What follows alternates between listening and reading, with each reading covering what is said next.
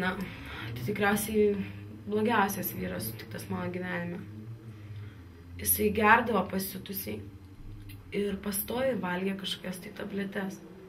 Jis man sakydavo, kad tai yra raminamieji, bet aš manau, kad nevelnio. Aš manau, kad jis man visada meluodavo. Maža to, jis viską iš eilės kišdavo savo į nosį. Prieš pusę metų, aš prisimenu, jisai pakvietė mūsų grupę pakoncertuoti Tel Avivą. Sakė, kad jo žmonos vestuvės. Kai mes nuvykome tenai, jis pasakė, kad tiesiog pajuokavo. Kaip juokinga. Jis buvo vienintelis banditas, kuris mėgo New Order. Aš negaliu komentuoti, ką aš mačiau. Balto bato 101 iškreipimo vakarėlyje. Bijau, kad tėvas gali sužinoti, todėl pasakysiu, kad Rumenas buvo geras žmogus. Žiaurus, bet geras.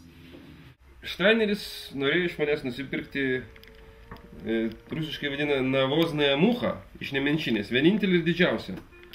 Bet moksliniais tikslais mes juos nepardavėm. Kai Šventas Petras manęs klaus, kam organizavau geriausią vakarėlį, sakysiu, kad Uspaskichui. Jei paklaus antrą kartą, sakysiu, kad vis dėlto Šteineriui, kai jam Dominikoje pasidarė labai nuobodu. Esu vedęs vieną privatų Šteinerio vakarėlį. Jis man sakė, kad jeigu aš papasakosiu visą, ką mačiau tenai, jis mane išsiųs į Pakistaną. Tyliu.